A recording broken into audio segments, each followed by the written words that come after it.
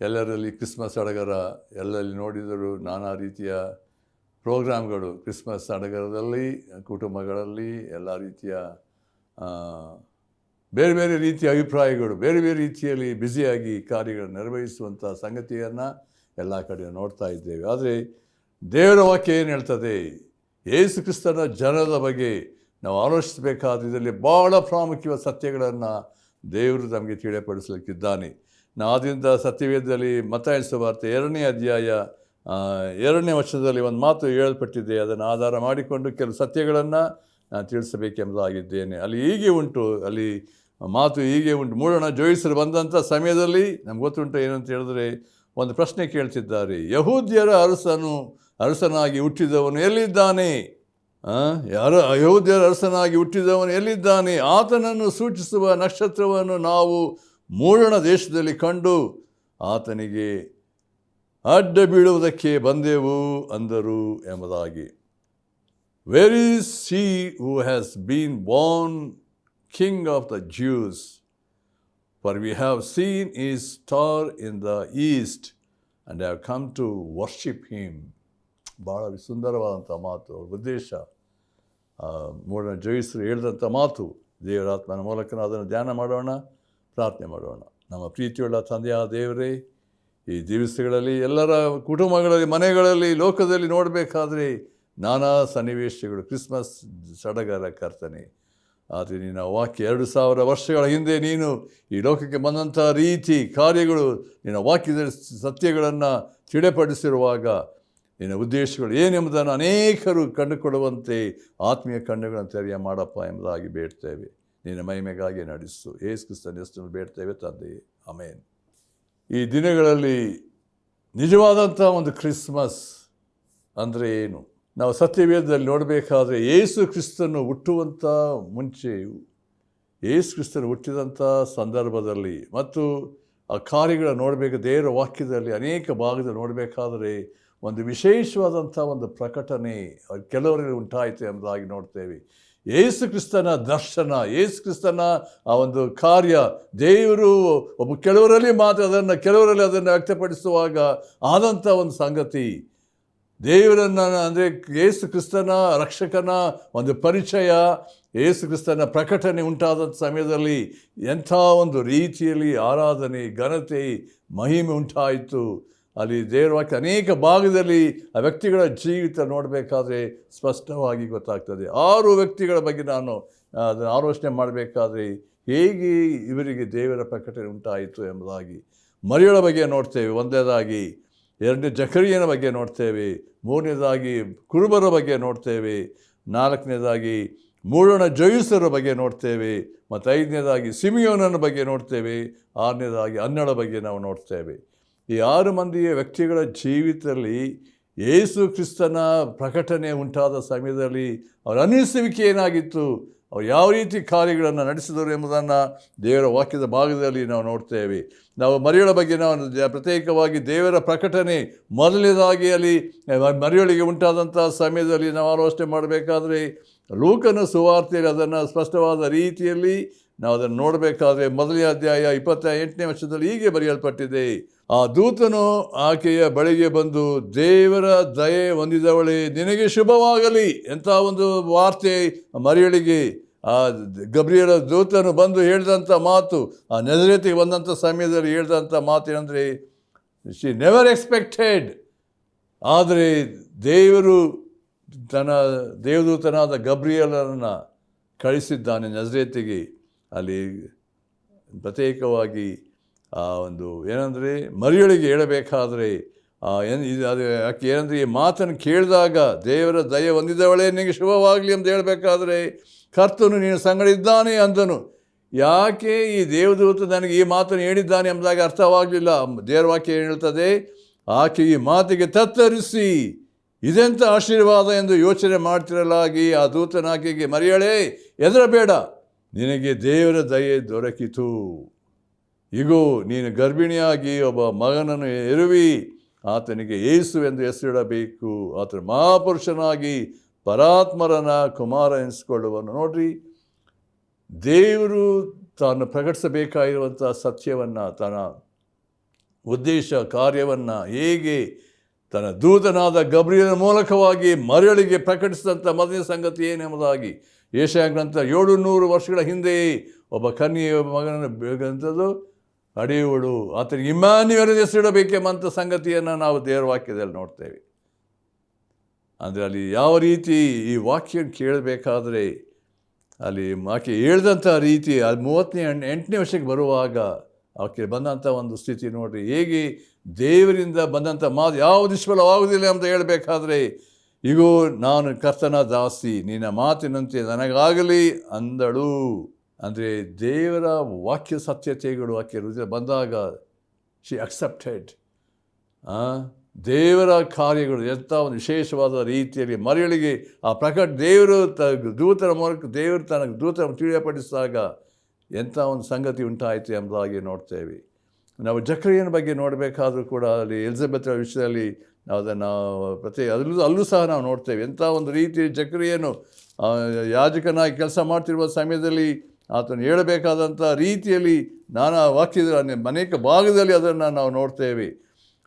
ಹೇಳ್ತಿರುವ ಒಂದು ಸಂಗತಿ ನಾವು ದೇವರ ವಾಕ್ಯದ ಅನೇಕ ಭಾಗದಲ್ಲಿ ನಾವು ಲೂಕನ ಸುವಾರ್ತೆ 1ನೇ ಅಧ್ಯಾಯದಲ್ಲಿ ನೋಡಬೇಕಾದ್ರೆ ಅಲ್ಲಿ 67ರಿಂದ ಓದಬೇಕಾದ್ರೆ ಅಲ್ಲಿ ಒಂದು ಮಾತು ಹೀಗೆ ಹೇಳಲ್ಪಟ್ಟಿದೆ ಏನಂತ ಹೇಳಿದ್ರೆ, ತನ್ನ ಸೇವಕನಾದ ದಾವೀದನ ಮನೆತನದಲ್ಲಿ ನಮಗೋಸ್ಕರ ಒಬ್ಬ ರಕ್ಷಣಾ ವೀರನ್ನು ಎಬ್ಬಿಸಿದ್ದಾನೆ. ಅಲ್ಲಿ ಹೇಳಬೇಕಾದ್ರೆ ಆತನ ದೇವರಿಗೆ ಸ್ತೋತ್ರ ಸಲ್ಲಿಸಬೇಕಾದ್ರೆ ಅಲ್ಲಿ ಸ್ನಾನಿಕನ ಯೋಹಾನನ ಬಗ್ಗೆ ಆತ ಹುಟ್ಟಿದ ನಂತರ ತಂದೆ ಅಲ್ಲಿ ಜಕರಿಯನ ಪವಿತ್ರಾತ್ಮ ಪ್ರೇರಿತನಾಗಿ ಹೇಳಿದಂಥ ಮಾತನ್ನು ಅಲ್ಲಿ ಹೇಳಲ್ಪಟ್ಟಿದೆ. ಅದು ಅನೇಕ ರೀತಿ ಅಂದರೆ ಈ ರೀತಿ ಉಂಟು, ಕತ್ತಲೆಯಲ್ಲಿಯೂ ಮರಣಾಂಧಕಾರದಲ್ಲಿಯೂ ವಾಸುವರಾದ ನಮಗೆ ಪ್ರಕಾಶ ಕೊಟ್ಟು ನಮ್ಮ ಕಾಲುಗಳನ್ನು ಸಮಾಧಾನದ ಮಾರ್ಗದಲ್ಲಿ ಸೇರಿಸಿ ನಡೆಸುವುದು ಅಂತನು ಎಂಬುದಾಗಿ ನೋಡ್ತೇವೆ. ನನಗೆ ಸಮಯದವರಿಂದ ಕೆಲವು ಮಾತನ್ನು ಮಾತು ಹೇಳಿದ್ದೆ. ಅಂದರೆ ಒಬ್ಬ ರಕ್ಷಣಾ ವೀರನನ್ನು ಎಬ್ಬಿಸಿದ್ದಾನೆ ಎಂಬುದಾಗಿ ಜಕರಿಯನು ಹೇಳಿದನು ಎಂಬುದಾಗಿ. ಕುರುಬರ ವಿಷಯವಾಗಿ ನೋಡಬೇಕಾದ್ರೆ ನಾವು ಮತ್ತಾಯನ ಸುವಾರ್ತೆಯಲ್ಲಿ ನಾವು ನೋಡ್ತೇವೆ ಹೇಗೆ ಆ ರಾತ್ರಿ ಕಾಲದಲ್ಲಿ ಅವರು ಪ್ರತ್ಯೇಕವಾಗಿ ಅವ್ರು ಕುರಿಗಳನ್ನು ಕಾಯಬೇಕಾದ್ರೆ ಲೂಕನ ಸುವಾರ್ತೆ ಅದೇ ನಾವು 2ನೇ ಅಧ್ಯಾಯದಲ್ಲಿ ನೋಡಬೇಕಾದ್ರೆ ಅಲ್ಲಿರುವಂಥ ಸಂಗತಿ ಅವರಿಗೆ ಒಂದು ಮಹಾ ಒಂದು ಸಂದೇಶ ಏನಂತ ಹೇಳಿದ್ರೆ, ಆ ದೂತನವರಿಗೆ ಹೆದರಬೇಡ್ರಿ, ಕೇಳ್ರಿ, ಜನರಿಗೆಲ್ಲ ಮಹಾ ಸಂತೋಷ ಉಂಟು ಮಾಡುವ ಶುಭ ಸಮಾಚಾರವನ್ನು ನಿಮಗೆ ತಿಳಿಸುತ್ತೇನೆ. ಅದೇನೆಂದರೆ ಇವತ್ತು ನಿಮಗೋಸ್ಕರ ದಾವೀದನಲ್ಲಿ ಒಬ್ಬ ರಕ್ಷಕನು ಹುಟ್ಟಿದ್ದಾನೆ. ನೋಡ್ರಿ, ದೇವರು ತನ್ನ ದೂತರ ಮೂಲಕವಾಗಿ ಆ ರಾತ್ರಿ ವೇಳೆ ಕಾಯ್ತಿರುವಂಥ ಕುರುಬರಿಗೆ ತನ್ನನ್ನು ಪ್ರಕಟಿಸಿಕೊಂಡಂಥ ರೀತಿ ದೇವರ ಪ್ರಕಟಣೆ ಯಾವ ರೀತಿಯಲ್ಲಿ ದೇವರ ತನ್ನ ಸಂದೇಶವನ್ನು ಆ ಕುರುಬರಿಗೆ ತಿಳಿಯಪಡಿಸಿದನು ಎಂಬುದಾಗಿ. ಆಮೇಲೆ 4ನೇದಾಗಿ ನೋಡಬೇಕಾದ್ರೆ ಮತ್ತಾಯನ ಸುವಾರ್ತೆ 2:2 ನಾವು ಈಗ ತಾನೇ ಓದಿದ್ದೇವೆ. ಏನಂತ ಹೇಳಿದ್ರೆ, ಆ ಮೂಢನ ಜೋಯಿಸರು ಅವರಿಗೆ ಒಂದು ನಕ್ಷತ್ರದಲ್ಲಿ ನೋಡಬೇಕಾದ್ರೆ ಆ ಒಂದು ವಿಶೇಷವಾದ ನಕ್ಷತ್ರ ಏನಂತ ಹೇಳಿದ್ರೆ ಯಾವ ರಕ್ಷಕರು ಹುಟ್ಟಿದ್ದಾನೆ ದೇವಂದು ಅಲ್ಲಿ ಅದಕ್ಕೋಸ್ಕರ ಅದು ಬೆತ್ಲೆಹೇಮಿಗೆ ಬಂದಂಥ ಸಮಯದಲ್ಲಿ ಕೇಳ್ತಿದ್ದಾರೆ, ಯಹೂದ್ಯ ಅರಸನಾಗಿ ಹುಟ್ಟಿದವನು ಎಲ್ಲಿದ್ದಾನೆ? ಅವರ ಆಲೋಚನೆ ಅಂತ ಹೇಳಿದ್ರೆ ಆತನನ್ನು ಸೂಚಿಸುವ ನಕ್ಷತ್ರವನ್ನು ನಾವು ಮೂಡಣ ದೇಶದಲ್ಲಿ ನೋಡಿದ್ದೇವೆ, ಆತನಿಗೆ ಅಡ್ಡ ಬಿದ್ದು ಆರಾಧಿಸೋದಕ್ಕೆ ಬಂದಿದ್ದೇವೆ. ನೋಡ್ರಿ, ದೇವರು ಪ್ರಕಟಿಸಿದಂಥ ಸಂಗತಿಗಳು ಎಷ್ಟು ದೂರದಿಂದ ಅವರು 1000 ಮೈಲಿಂದ ದೂರದಿಂದ ಬಂದಿದ್ದಾರೆ. ದೇವರಾತ್ಮನ ಕಾರ್ಯ ಯಾವ ರೀತಿ ಅವರು ನಡೆಸ್ಕೊಂಡು ಬಂದಂಥ ರೀತಿಯಲ್ಲಿ ಆ ನಕ್ಷತ್ರ ಅವರ ನಡೆಸ್ಕೊಂಡು ಬಂದಂಥ ರೀತಿಯಲ್ಲಿ ಮುಂದೆ ನಾವು ನೋಡ್ತೇವೆ ಯಾವ ರೀತಿಯಲ್ಲಿ ಅವರು ಬಂದು ತಾವು ತಂದಿದ್ದಂಥ ಗಂಟುಗಳನ್ನು ಪಾದಗಳಿಟ್ಟು ಆರಾಧಿಸಿದರು ಎಂಬುದಾಗಿ ನೋಡ್ತೇವೆ. ಎಂಥ ಒಂದು ವಿಶೇಷವಾದ ಆರಾಧನೆ ಆ ಮೂಢ ಜೋಯಿಸರು ಕಂಡು ಸಂತೋಷಪಟ್ಟರು ಎಂಬುದಾಗಿ, ಅವರು ಬಂದಂಥ ದಾರಿಯಲ್ಲಿ ಹೋಗದೆ ಬೇರೆ ದಾರಿಯಲ್ಲಿ ಹೋದರು ಎಂಬುದಾಗಿ, ಅಂದರೆ ದೇವರ ಪ್ರಕಟಣೆ ಅವರಿಗೆ ವಿಶೇಷವಾದ ರೀತಿಯಲ್ಲಿ ಕೊಡಲ್ಪಟ್ಟಿತು ಎಂಬುದಾಗಿ ನೋಡ್ತೇವೆ. ನಾವು ಸಿಮಿಯೋನನ ಬಗ್ಗೆ ನಾವು ನೋಡಬೇಕಾದ್ರೆ ಲೂಕನ ಸುವಾರ್ತೆ ಅದೇ 2ನೇ ಅಧ್ಯಾಯದಲ್ಲಿ ನಾವು ನೋಡಬೇಕಾದ್ರೆ ಅಲ್ಲಿ ಯಾವ ರೀತಿಯಲ್ಲಿ ದೇವರಾತ್ಮನಾಗಿ ಪ್ರಕಟಿಸಿದಂಥ ರೀತಿ 2ನೇ ಅಧ್ಯಾಯ 29 ಓದ್ತೇನೆ. ಒಡೆಯನೇ, ನಿನ್ನ ಮಾತು ನೆರವೇರಿತು, ಈಗ ಸಮಾಧಾನದಿಂದ ಹೋಗುವುದಕ್ಕೆ ನಿನ್ನ ದಾಸನಿಗೆ ಅಪ್ಪಣೆ ಆಯಿತು. ನೀನು ನೇಮಿಸುವ ರಕ್ಷಕನನ್ನು ನಾನು ಕಣ್ಣಾರೆ ಕಂಡೆನು. ನೋಡ್ರಿ, ಎಲ್ಲ ಜನಗಳಿಗೆ ಪ್ರತ್ಯಕ್ಷವಾಗಲಿ ಎಂದು ಆತನನ್ನು ಒದಗಿಸಿ ಕೊಟ್ಟಿದ್ದಿ. ಆತನು ಅನ್ಯ ದೇಶದವರಿಗೆ ಜ್ಞಾನೋದಯದ ಬೆಳಕು, ನಿನ್ನ ಪ್ರಜೆಯಾದ ಇಸ್ರಾಯೇಲರಿಗೆ ಕೀರ್ತಿ ಅಂದನು ಎಂಬುದಾಗಿ ನೋಡ್ತೇವೆ. ದೇವರಾತ್ಮನ ಮೂಲಕ ಪ್ರಕಟಿಸಿದಂಥ ಸಂಗತಿ ಯೇಸು ಕ್ರಿಸ್ತನ ಶ್ರೇಷ್ಠ ಯಾರಾಗಿದ್ದಾನೆ ಎಂಬುದಾಗಿ ಇಲ್ಲಿ ಸಿಮಿಯೋನನು ಹೇಳಿದಂಥ ರೀತಿಯಲ್ಲಿ ನೀನು ನೇಮಿಸಿರುವ ರಕ್ಷಕನನ್ನು ನಾನು ಕಣ್ಣಾರೆ ಕಂಡೆನು. ಎಂಥ ಒಂದು ಪ್ರಕಟಣೆ ಆತನಿಗೆ ಉಂಟಾದಾಗ ಎಂಥ ಒಂದು ಸಂತೋಷದಲ್ಲಿ ಆ ಮಗುವನ್ನು ಎತ್ತಿ ಆತನ ದೇವರಿಗೆ ಸ್ತೋತ್ರ ಸಲ್ಲಿಸುವಂಥ ಸಂಗತಿ ಆಯಿತು ಎಂಬುದಾಗಿ ನೋಡ್ತೇವೆ. 6ನೇದು ಅನ್ನಳ ಬಗ್ಗೆ ನೋಡಬೇಕಾದ್ರೆ ಅದೇ ಮುಂದೆ ನಾವು ನೋಡ್ತೇವೆ 37-38ರಲ್ಲಿ ಅದೇ ಸಮಯದಲ್ಲಿ 84 ವರ್ಷ ವಿಧಿಯಾಗಿದ್ದಳು ಎಂಬುದಾಗಿ ಹೇಳಲ್ಪಟ್ಟಿದೆ. ಆಕೆ ದೇವಾಲಯವನ್ನು ಬಿಟ್ಟು ಹೋಗದೆ ಉಪವಾಸ ವಿಜ್ಞಾಪನೆಗಳಿಂದ ರಾತ್ರಿ ಹಗಲು ದೇವರ ಸೇವೆಯನ್ನು ಮಾಡುತ್ತಿದ್ದಳು. ಆಮೇಲೆ 38ನೇ ವಚನ ನೋಡ್ರಿ, ಆಕೆ ಅದೇ ಗಳಿಗೆಯಲ್ಲಿ ಹತ್ತಿರಕ್ಕೆ ಬಂದು ದೇವರಿಂದ ಆದ ಉಪಕಾರಗಳನ್ನು ನೆನೆಸಿ ಕೊಂಡಾಡಿದಲ್ಲದೆ ಯೆರೂಸಲೇಮಿನ ಬಿಡುಗಡೆಯನ್ನು ಹಾರೈಸುವುದೆಲ್ಲವರ ಸಂಗಡ ಆತನ ವಿಷಯವಾಗಿ ಮಾತಾಡುವಳಾದಳು ಎಂಬುದಾಗಿ. ನೇರವಾಗಿ ನೋಡಿ, ದೇವರು ತನ್ನದೇ ಆದಂಥ ರೀತಿಯಲ್ಲಿ ಹೇಗೆ ಆ ಪ್ರಕಟಣೆ ಉಂಟಾಯಿತು. ಇಲ್ಲಿ ಹೇಳ್ತಿರುವಂಥ ಒಂದು ಸಂಗತಿ ಅಂದರೆ, ದೇವರು ತನ್ನ ಮಗನಾದ ಯೇಸು ಕ್ರಿಸ್ತನನ್ನು ಲೋಕಕ್ಕೆ ಕಳಿಸ್ಕೊಟ್ಟಂಥ ರೀತಿಯಲ್ಲಿ ಯಾವ ವಿಧದಲ್ಲಿ ಹೇಗೆ ಅದನ್ನು ಪ್ರಕಟಿಸ್ಕೊಂಡಂಥ ರೀತಿ, ಆತ ಹುಟ್ಟುವಂಥ ಸಮಯದಲ್ಲಿ ಪ್ರಕಟಣೆ, ಆತ ರಕ್ಷಕನಾಗಿ ಬಂದಂಥ ರೀತಿಯಲ್ಲಿ ಕೆಲವರಿಗೆ ಮಾತ್ರ ಅದನ್ನು ಪ್ರಕಟಿಸಿಕೊಂಡನು ಎಂಬುದಾಗಿ ದೇವರ ವಾಕ್ಯದಲ್ಲಿ ನೋಡ್ತೇವೆ.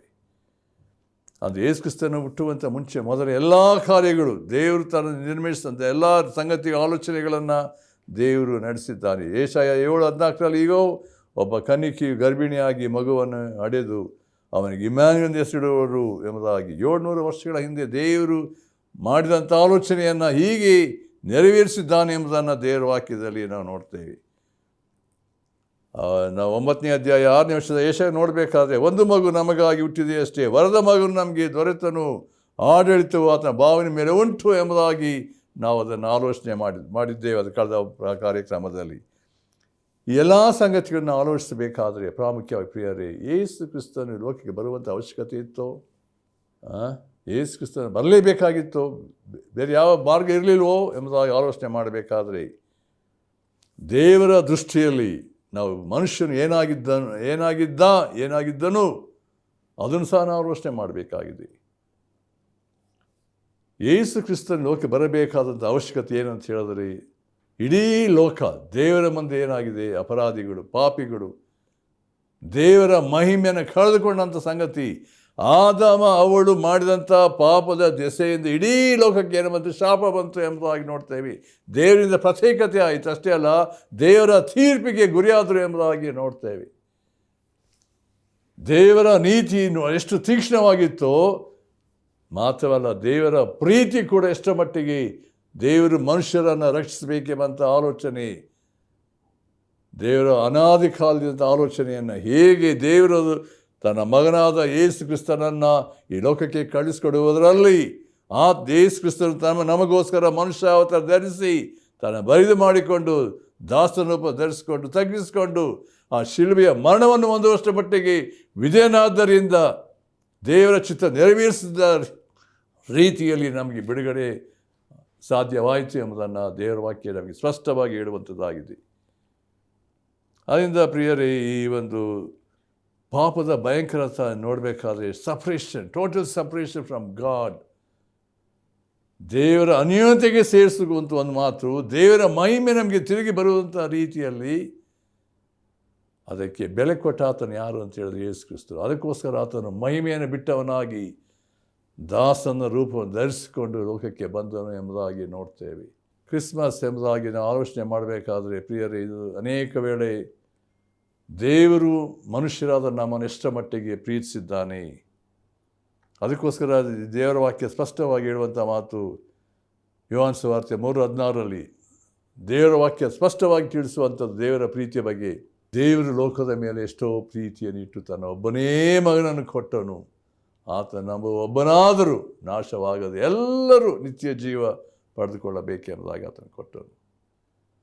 ಆದ್ದರಿಂದ ಈ ದಿವಸದಲ್ಲಿ ಯೇಸು ಕ್ರಿಸ್ತನನ್ನು ನಾವು ಏನು ಮಾಡಿದ್ದೇವೆ, ಯಾವ ರೀತಿಯಲ್ಲಿ ನಾವು ಯೇಸು ಕ್ರಿಸ್ತನನ್ನು ಆರಾಧಿಸಿದ್ದೇವೆ, ಘನಪಡಿಸಿದ್ದೇವೆ, ದೇವರ ವಾಕ್ಯದ ಭಾಗದಲ್ಲಿರುವ ಸತ್ಯಗಳನ್ನು ಗ್ರಹಿಸಿಕೊಳ್ಳುವಾಗ ಯೇಸು ಕ್ರಿಸ್ತನು ನಮಗೋಸ್ಕರ ಮಾಡಿದಂಥ ಶ್ರೇಷ್ಠವಾದ ಕಾರ್ಯ, ಆತ ನಮಗೋಸ್ಕರ ತನ್ನನ್ನು ಸಂಪೂರ್ಣ ಸಮರ್ಪಿಸಿಕೊಂಡಂಥ ರೀತಿಯಲ್ಲಿ ನಾವು ಯೇಸು ಕ್ರಿಸ್ತನ ಪ್ರೀತಿಯನ್ನು ನಾವು ಗ್ರಹಿಸಿದಂಥವರಾಗಿ ತಿಳಿದಂಥವರಾಗಿ ನಾವು ಕರ್ತನ ಮುಂದೆ ನಾವು ಸಂಪೂರ್ಣವಾಗಿ ಕರ್ತನೇ ಪಾಪಿಯಾದ ನನ್ನನ್ನು ಕರುಣಿಸಪ್ಪ, ನನ್ನ ಹೃದಯ ಬಂದು ವಾಸ ಮಾಡು.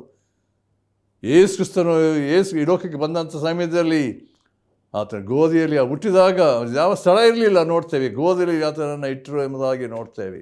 ಕನಿಷ್ಠವಾದಂಥ ಸಂಗತಿ, ರಾಜನ ಒಡೆಯನು ಎಲ್ಲ ಮಹಿಮೆಯಿರುವ ಆತನಿಗೆ ಏನಂದರೆ ಹುಟ್ಟುವಂಥ ಸಮಯದಲ್ಲಿ ಆತನಿಗೆ ಸ್ಥಳ ಇರಲಿಲ್ಲ ಎಂಬುದಾಗಿ ನೋಡ್ತೇವೆ. ಕನಿಷ್ಠವಾದಂಥ ಸ್ಥಿತಿ ಆತನ ಜೀವಿತ ನೋಡ್ತೇವೆ. ಆದರೂ ಯೇಸು ಕ್ರಿಸ್ತನು ತನ್ನ ಮಹಿಮೆಯ ಪ್ರಭಾವ ಏನೆಂಬುದನ್ನು ತನ್ನ ಜೀವಿತ ಒಂದೊಂದು ವಿಷಯದಲ್ಲಿ ಅದನ್ನು ವ್ಯಕ್ತಪಡಿಸಿದ್ದಾನೆ ಎಂಬುದಾಗಿ ನಾವು ನೋಡ್ತೇವೆ. ಅಂದರೆ ಯೇಸು ಕ್ರಿಸ್ತನು ರಕ್ಷಕನಾಗಿ ಲೋಕಕ್ಕೆ ಬಂದಂಥ ಸಮಯದಲ್ಲಿ ಇಡೀ ಲೋಕವನ್ನು ರಕ್ಷಿಸಬೇಕೆಂಬಂಥ ಆಲೋಚನೆ ಆತನಲ್ಲಿತ್ತು ಪ್ರಿಯರೇ. ಯಾಕೆಂದರೆ ಕಳೆದು ಹೋದಂಥ ಮಹಿಮೆ, ದೇವರ ಪ್ರತ್ಯೇಕತೆ, ದೇವರ ತೀರ್ಪಿನಿಂದ ಬಿಡುಗಡೆ ಆಗಬೇಕಾದ್ರೆ ಒಂದೇ ಒಂದು ಮಾರ್ಗ. ಯೇಸು ಕ್ರಿಸ್ತ ಹೇಳಿದ ಮಾತು, ನಾನೇ ಮಾರ್ಗ, ನಾನೇ ಸತ್ಯ, ನಾನೇ ಜೀವ, ನನ್ನ ಹೊರತು ಯಾರು ತಂದೆಯ ಬಳಿಗೆ ಬರಲು ಸಾಧ್ಯತೆ ಇಲ್ಲ. ಆಕಾಶದ ಕೆಳಗೆ ಕೊಡಲ್ಪಟ್ಟಿರುವಂಥ ಯೇಸು, ಅದಕ್ಕೋಸ್ಕರ ನಾವು ಅಪೊಸ್ತಲಕೃತ್ಯ 4ನೇ ಅಧ್ಯಾಯ 12 ವರ್ಷ ಹೇಳಬೇಕಾದ್ರೆ ಆ ಯೇಸುವಿನ ಹೆಸರಿನಲ್ಲಿ ಮಾತ್ರ ರಕ್ಷಣೆ. ಯೇಸು ಅಂದರೆ ಏನು ಅರ್ಥ? ಅನೇಕ ನಾವು ಹೇಳ್ತೇವೆ ಯೇಸು ಅಂತ ಹೇಳಬೇಕಾದ್ರೆ ತನ್ನ ಜನರನ್ನು ಅವರ ಪಾಪಗಳಿಂದ ಬಿಡಿಸಿ ಕಾಯುವಾತನು. ಮತ್ತಾಯನ ಸುವಾರ್ತೆ 1ನೇ ಅಧ್ಯಾಯ 22ನೇ ವಚನ ನೋಡ್ತೇವೆ. ಯೇಸು ಕ್ರಿಸ್ತನ ಬರುವಿಕೆಯ ಅವಶ್ಯಕತೆ ಮಾತ್ರವಲ್ಲ, ಇಡೀ ಲೋಕವನ್ನು ರಕ್ಷಿಸಬೇಕೆಂಬಂಥ ಆಲೋಚನೆ ಇರುವಂಥ ರೀತಿಯಲ್ಲಿ ಯೇಸು ಕ್ರಿಸ್ತನು ಶಿಲುಬೆಯಲ್ಲಿ ಆತನು ತಾನು ಕೊಟ್ಟಂಥ ಬೆಲೆಯನ್ನು ನೋಡ್ತೇವೆ. ಯೇಸು ಕ್ರಿಸ್ತನ ಮೂಲಕವಾಗಿ ಮಾತ್ರ ಇಡೀ ಕುಲ ಭಾಷೆ ಜನಾಂಗಗಳಿಗೆ ಅಂದರೆ ಪಾಪದಿಂದ ವಿಮುಕ್ತಿ, ಬಿಡುಗಡೆ, ಪಾಪಿಗಳಾದ ಜನರನ್ನು ನೀತಿವಂತರನ್ನಾಗಿ ಮಾಡುವಂಥ ಸಂಗತಿಗಳು ಅದು ಯೇಸು ಕ್ರಿಸ್ತನ ಶಿಲುಬೆಯಲ್ಲಿ ಮಾಡಿದಂಥ ಕಾರ್ಯದ ಮೂಲಕ ಎಂಬುದನ್ನು ನಾವು ತಿಳ್ಕೊಳ್ಬೇಕಾಗಿದೆ. ಯೇಸು ಕ್ರಿಸ್ತನ ಜನನ ಒಂದು ಅದರಲ್ಲಿಯೇ ಸಂಪೂರ್ಣ ಆಗಲಿಲ್ಲ. ಅದಕ್ಕೋಸ್ಕರ ಸುವಾರ್ತೆ ಅಂತ ಹೇಳಬೇಕಾದ್ರೆ ಸ್ಪಷ್ಟವಾದ ರೀತಿಯಲ್ಲಿ ಅಲ್ಲಿ ಪೌಲನು ಅದನ್ನು ಅಲ್ಲಿ ರೋಮಪುರ ಪತ್ರಿಕೆಗೆ ಆತನು ಹೇಳಬೇಕಾದ್ರೆ ಸುವಾರ್ತೆ ಅಂತ ಹೇಳಿದ್ರೆ ಏನೆಂಬುದನ್ನು ಸ್ಪಷ್ಟವಾಗಿ 10ನೇ ಅಧ್ಯಾಯದಲ್ಲಿ ಅದನ್ನು ತಿಳಿಸಬೇಕಾದ್ರೆ ನಮಗೆ ಗೊತ್ತಾಗುವಂಥ ಸತ್ಯತೆಯನ್ನು ನಾವು ಅಲ್ಲಿ ಅರ್ಥ ಮಾಡಿಕೊಳ್ತೇವೆ. ಅದನ್ನು ಈ ಸಮಯದಲ್ಲಿ ನಾನು ಹೇಳಕ್ಕೆ ಇಷ್ಟಪಡ್ತೇನೆ. ಏನಂತ ಸುವಾರ್ತೆ ಅಂದರೆ ಏನು ಎಂಬುದಾಗಿ ಯೇಸು ಕ್ರಿಸ್ತನ ಶಾಸ್ತ್ರದ ರೀತಿಯಲ್ಲಿ ಆತನು ಮಾಡಿದಂಥ ಕಾರ್ಯ ಏನೆಂಬುದನ್ನು ದೇವರ ವಾಕ್ಯ ನಮಗೆ ಸ್ಪಷ್ಟವಾಗಿ ಹೇಳುವಂಥದ್ದಾಗಿದೆ. ಅದನ್ನು ಪ್ರತ್ಯೇಕವಾಗಿ ಅದನ್ನು ನಾವು ರೋಮಪುರ ಪತ್ರಿಕೆ 10ನೇ ಅಧ್ಯಾಯದಲ್ಲಿ ಮತ್ತು ಅದೇ ರೀತಿ 1 ಕೊರಿಂಥ ಪತ್ರಿಕೆ ಅದನ್ನು ಹೇಳಬೇಕಾದ್ರೆ ಅಲ್ಲಿ ಇರುವಂಥ ಒಂದು ಸತ್ಯವನ್ನು 15ನೇ ಅಧ್ಯಾಯದಲ್ಲಿ ನಾವು ನೋಡ್ತೇವೆ. ಅಲ್ಲಿ ಅದರ 2 ವಿಷಯವನ್ನು ಹೇಳಕ್ಕೆ ಇಷ್ಟಪಡ್ತೇನೆ. 1 ಕೊರಿಂಥ 15ನೇ ಅಧ್ಯಾಯ 3ನೇ ವರ್ಷದಲ್ಲಿ, ನಾನು ನಿಮಗೆ ತಿಳಿಸಿದ ಮೊದಲೆಯ ಸಂಗತಿಗಳಿಗೆ ಒಂದು ಸಂಗತಿಯನ್ನು ನಿಮಗೆ ತಿಳಿಸಿಕೊಟ್ಟೇನು, ಅದು ನಾನು ಸಹ ಕಲಿತುಕೊಂಡದ್ದೇ. ಅದೇನೆಂದರೆ ಶಾಸ್ತ್ರದಲ್ಲಿ ಮುಂತಿಳಿಸಿರುವ ಪ್ರಕಾರ ಯೇಸು ಕ್ರಿಸ್ತನ ಜನದ ಬಗ್ಗೆ ಮೊದಲೇ ತಿಳಿಸಲ್ಪಟ್ಟಂಥದ್ದು ಧರ್ಮಶಾಸ್ತ್ರದಲ್ಲಿ, ದೇವರ ವಾಕ್ಯದಲ್ಲಿ ಮೊದಲೇ ತಿಳಿಸಲ್ಪಟ್ಟಿರುವ ಸಂಗತಿ ಏನಂತ ಹೇಳಿದ್ರೆ, ಮುಂತಿಳಿದ ಸಂಗತಿ ಅಂದರೆ ಯೇಸು ಕ್ರಿಸ್ತನು ನಮ್ಮ ಪಾಪಗಳ ನಿವಾರಣೆಗಾಗಿ ಸತ್ತನು, ಮೊದಲೇ ಸತ್ಯ. ಎರಡನೇದೇನಂತ ಹೇಳಿದ್ರೆ ಹೂಣಲ್ಪಟ್ಟನು, ಶಾಸ್ತ್ರದ ಪ್ರಕಾರವೇ 3ನೇ ದಿನದಲ್ಲಿ ಎಬ್ಬಿಸಲ್ಪಟ್ಟನು. ಇದೇ ಸುವಾರ್ತೆ ಎಂಬುದಾಗಿದೆ ದೇವರ ವಾಕ್ಯ ಹೇಳುವಂಥದ್ದು ಪ್ರಿಯರೇ. ಸುವಾರ್ತೆ ವಿಷಯ ನಾನು ನಾಚಿಕೆ ಪಡುವುದಿಲ್ಲ ಎಂಬ ಹೇಳಿದ ಸಂಗತಿ ಎಂಬುದಾಗಿ ನೋಡ್ತೇವೆ. ಈ ಯೇಸು ಕ್ರಿಸ್ತನ ಬಗ್ಗೆ ಪೌಲನು ರೋಮಪುರ ಪತ್ರಿಕೆ 10ನೇ ಅಧ್ಯಾಯದಲ್ಲಿ ಹೇಳಬೇಕಾದರೆ ಹೀಗೆ ಹೇಳ್ತಿದ್ದಾನೆ, ಅಂದರೆ ನಮ್ಮ ಜವಾಬ್ದಾರಿಕೆ, ಇಡೀ ಲೋಕದ ಜವಾಬ್ದಾರಿಕೆ, ಈ ದೇವರು ತನ್ನ ಒಬ್ಬನೇ ಮಗನಾದ ಯೇಸು ಕ್ರಿಸ್ತನನ್ನು ಲೋಕರಕ್ಷಕನಾಗಿ ಕಳಿಸಿಕೊಟ್ಟಿರುವ ಸಮಯದಲ್ಲಿ ನಾನು ಮತ್ತು ನೀನು ಮಾಡಬೇಕಾದ ಕಾರ್ಯ ಏನು ಅಂತ ಹೇಳಬೇಕಾದ್ರೆ 10ನೇ ಅಧ್ಯಾಯ 9ನೇ ವರ್ಷದಲ್ಲಿ ಹೀಗೆ ಉಂಟು, ನೀನು ಯೇಸುವನ್ನೇ ಕರ್ತನೆಂದು ಬಾಯಿಂದರಿಕೆ ಮಾಡಿಕೊಂಡು ದೇವರು ಆತನನ್ನು ಸತ್ತವಳಿಗಿಂದ ಎಬ್ಬಿಸಿದರೆಂದು ಹೃದಯದಿಂದ ನಂಬಿದರೆ ನಿನಗೆ ರಕ್ಷಣೆಯಾಗುವುದು ಎಂಬುದೇ. 10ನೇ ವಚನ ಗಮನಿಸಿ, ಹೃದಯದಿಂದ ನಂಬುವುದರ ಮೂಲಕ ನೀತಿ ದೊರಕುತ್ತದೆ, ಬಾಯಿಂದ ಅರಿಕೆ ಮಾಡುವುದರ ಮೂಲಕ ರಕ್ಷಣೆಯಾಗುತ್ತದೆ. ಇಲ್ಲಿ ದೇವರ ಅನ್ಯೋನ್ಯತೆ, ಪರಲೋಕದ ಬಾಧ್ಯತೆಯನ್ನು ನಾವು ಹೊಂದಬೇಕಾದರೆ ದೇವರು ಕಳಿಸಿದಂಥ ತನ್ನ ಒಬ್ಬನೆಯ ಮಗನಾದ ಯೇಸು ಕ್ರಿಸ್ತನು ನನಗೋಸ್ಕರ ನಿಮಗೋಸ್ಕರ ಶಿಲುಬೆಯಲ್ಲಿ ಯಜ್ಞಾರ್ಪಿತನಾದ ಕಾರಣ ನಮಗೆ ದೊಡ್ಡ ಮಾರ್ಗ, ಪರಲೋಕಕ್ಕೆ ಹೋಗುವಂಥ ಮಾರ್ಗವನ್ನು ದೇವರು ಯೇಸು ಕ್ರಿಸ್ತನ ಮೂಲಕ ಮಾಡಿದ್ದಾನೆ. ಆತನು 2000 ವರ್ಷಗಳ ಹಿಂದೆ ಈ ಲೋಕಕ್ಕೆ ಬಂದು ಜನಿಸಿದಂಥ ರೀತಿಯಲ್ಲಿ 33 ವರ್ಷಗಳ ಕಾಲ ಈ ಲೋಕದಲ್ಲಿ ಜೀವಿಸಿದಂಥ ರೀತಿಯಲ್ಲಿ ಸೇವೆ ಆತನು ಮಾಡಿದ್ದು ಬರೀ 3.5 ವರ್ಷಗಳ ಕಾಲ ತಂದೆಯ ಚಿತ್ತವನ್ನು ನೆರವೇರಿಸಿ ನಮಗೆ ಪಾಪದಿಂದ ಬಿಡುಗಡೆ, ಸೈತಾನದಿಂದ ಬಿಡುಗಡೆ, ಮರಣದಿಂದ ಭಯದಿಂದ ಬಿಡುಗಡೆ ಮಾತ್ರವಲ್ಲ, ಯೇಸು ಕ್ರಿಸ್ತ ನಂಬುವುದರ ಮೂಲಕ ನಮಗೆ ಪಾಪದ ಬಿಡುಗಡೆ, ಪರಲೋಕದ ಬಾಧ್ಯತೆ ಉಂಟು. ಇಷ್ಟು ಸತ್ಯಗಳನ್ನು ದೇವರು ತನ್ನ ಮಗನಾದ ಯೇಸು ಕ್ರಿಸ್ತನಲ್ಲಿ ನೆರವೇರಿಸಿರುವಾಗ ಯೇಸುವನ್ನು ನಾನೇನು ಮಾಡಲಿ? ಆ ಮೂಢನ ಜೋಯಿಸರು ಏನು ಮಾಡಿದ್ರು? ನಾವು ಆತನನ್ನು ಕಂಡು ಆತನಿಗೆ ಅಡ್ಡ ಬಿದ್ದು ಆರಾಧಿಸೋದಕ್ಕೋಸ್ಕರ ಬಂದಿದ್ದೇವೆ. ಎಂಥ ಒಂದು ಶ್ರೇಷ್ಠವಾದ ಸಂಗತಿ ಪ್ರಿಯರೇ. ನಮ್ಮ ಹೃದಯಗಳಲ್ಲಿ ಯೇಸು ಕ್ರಿಸ್ತನ ಪ್ರಕಟಣೆ ಉಂಟಾಗಿದೆಯೋ? ನಾವು 6 ಮಂದಿ ವಿಷಯವಾಗಿ ದೇವರ ಪ್ರಕಟಣೆ ನೋಡ್ತೇವೆ. ಹೇಗೆ ಅವ್ರಿಗೆ ಯೇಸು ಕ್ರಿಸ್ತನ ಕಂಡರು, ಆರಾಧಿಸಿದರು, ಘನಪಡಿಸಿದರು ಎಂಬುದಾಗಿ. ಯೇಸು ಕ್ರಿಸ್ತನ ಪ್ರಕಟಣೆ, ಯೇಸು ಕ್ರಿಸ್ತನು ಯಾರಾಗಿದ್ದಾನೆ ಎಂಬುದನ್ನು ನಮ್ಮ ಹೃದಯಗಳಲ್ಲಿ ಆ ನಂಬಿಕೆ ಮೂಲಕವಾಗಿ ಸ್ವೀಕರಿಸುವ ಮೂಲಕವಾಗಿ ದೇವರ ವಾಕ್ಯ ಹೇಳ್ತದೆ, ಈಗೋ ಯಾವನಾದ ಕ್ರಿಸ್ತನಿದ್ದರೆ ಅವನು ನೂತನ ಸೃಷ್ಟಿಯಾದನು, ಪೂರ್ವಸ್ಥಿತಿಯಾಗಿ ಎಲ್ಲ ನೂತನವಾಯಿತು.